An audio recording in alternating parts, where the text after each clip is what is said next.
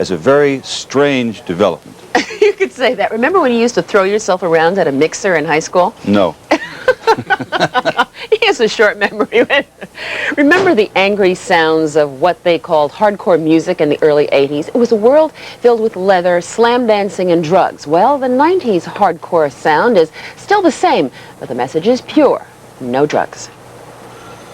I tried it and I said, I don't like it. You know, it's not that cool. I get drunk and I, you know, waste my time. Drugs kill, man. It's important. I mean, you see people walking around killing themselves, shooting up and doing other crap like that. It's not good for you, man. I don't need it, you know, that's all I say. I'm like, if you don't like me because I don't drink, then fine, you know, I don't need them. It's the Just Say No generation, and these straight-laced teens are here at CBGB's, the capital of music's cutting edge, to enjoy a sober afternoon of music and dance.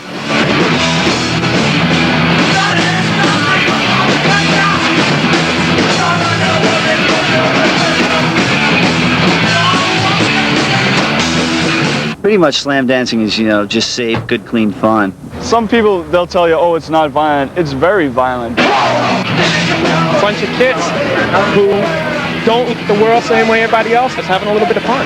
I think it's a lot healthier than shooting a needle in your vein or beating up people randomly on the street or anything like that. It's classic musical venom laced with screeching lyrics, head-banging riffs, and stage dust. The kids know it as hardcore. But remember, folks, this generation of headbangers are straight. Drugs and alcohol are out, who wear leather, and men are vegetarians. Insiders call it straight edge. I really think that straight edge is a revolt against the whole, you know, mainstream thing of like going out every weekend, you know, getting drunk, you know. The straight edge kids are the kids that are really asking the questions of, you know, is it right to eat meat? Straight edge was originally just anti-obsession, and I think it focused a lot on individuality and open-mindedness, and now it's become a veritable religion.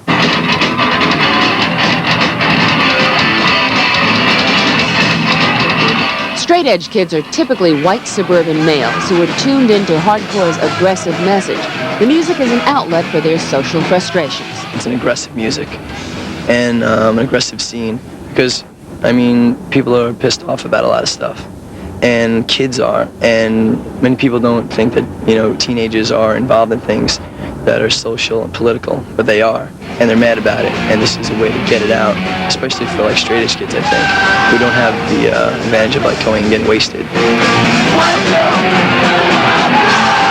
I think that the kids, any of the kids that get angry from the music, usually only get angry at the shows. And just go absolutely crazy, release all their energy, and then when they're home, they're in school, they're just the same as they would be any other day. It's a music for kids, and it's a music that can be understood and appreciated mostly by kids, but it's a little more mature and intelligent than people sometimes give credit.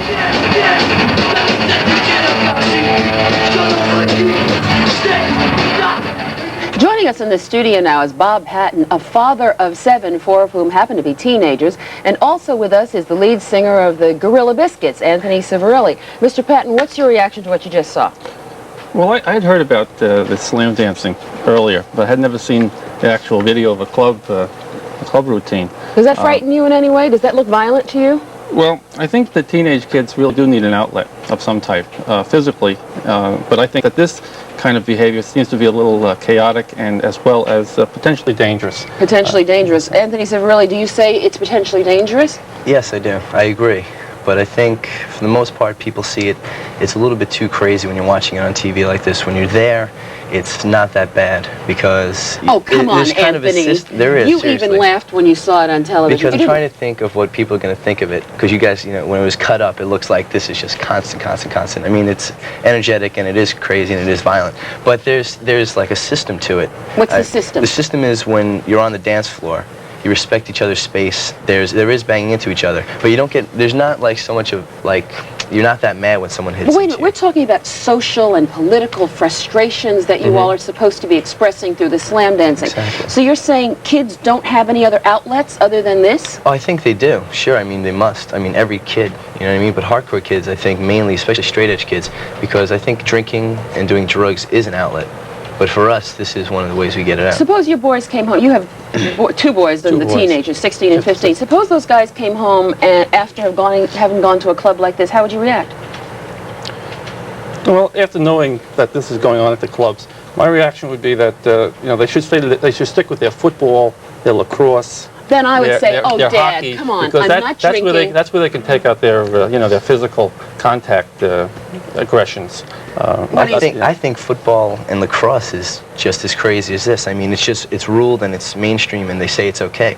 But kids break their legs, break their necks, break their noses, and break everything in lacrosse. I'm sure. Oh, how often do people get hurt at your concerts? Every once in a while, seriously, about every 6 months, maybe a kid breaks his nose or a finger or something from doing it. And these are usually kids who haven't been in the scene for a long time and don't know exactly what they're doing. Do fights break out during these concerts? Yeah, sure. The fights break out. Once in a while. It's par for the course? But a lot of times it's because a person's drunk or a person's stoned or a person is new and he's not sure what's going on. And yet part of this whole straight edge movement is that no drugs, no alcohol. Exactly, but the whole scene isn't straight edge.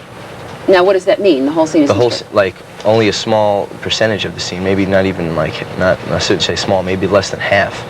A lot of kids are into still the punk thing with the drinking and the smoking and the drugs, or even if it's just one or the other. Not everyone's straight. Is there a limit? Is there a limit to the level that the jumping and thrashing in some around? clubs Are there bouncers in these clubs? Yeah, at some point? clubs they have bouncers, and some clubs they don't bother with them. No, but here he says, but we're not doing drugs, we're not doing alcohol, and you're saying, but son, I want you to do basketball and football and those things. Right. What do you say to your son if the son says, I want to try it anyway? I mean, do you get really upset and frustrated and say, no, I don't want you to do it? I would tell him not to do it. You would? Yeah, because I don't want to spend, Saturday night in the emergency room at the local hospital when he takes a header into the floor and fractures his skull. You said that there was a form of slam dancing in your son's high school? They were doing a little bit of it at a mixer. There were girls there, however. I noticed it's mostly a male. I didn't see many girls in that group. There is. Mostly the girls, because when you put a bunch of teenage men together and a bunch of girls, the girls are the ones who are going to get hurt. I mean, some of them do it and we take care of them. If a girl stage dives, everybody just kind of passes her around, puts her down. Mostly they're on the side just watching it. There's a side of this that says if there's so much frustration and so much anger, does it all get released in this circumstance and the kids go home and get to be quote-unquote normal again? Well, I think they're normal to begin with. But I mean, if you have that level of anger, don't you have to constantly release it? No, I think it's almost every Saturday or Sunday there's a show. And when you're doing that for 2 or 3 hours, because it's not just one band, I think you get out. I mean, you can't, you're so tired you can't even walk when you go home. So that's release. And I think you're normal to begin with, and this just keeps you normal. Keeps you going. When you look at the kinds of kids you see suburbia, you see there are a lot of kids who are doing drugs, a lot of kids who are doing alcohol, a lot of kids who have problems. You betcha. Then if you see all of that, what is your... the kids are more sophisticated today. Just those simple outlets that you and I had as kids just don't work for them. Well, we grew up in the 50s and 60s. I was a teenager in the late 50s and early 60s. It was a lot easier being a teenager at that time than it is now. Pressure on kids today is enormous compared in terms of achievement in school, social pressure, peer pressure. So it's much greater now, so I can understand why kids feel frustrated as they are and under a lot of anxiety.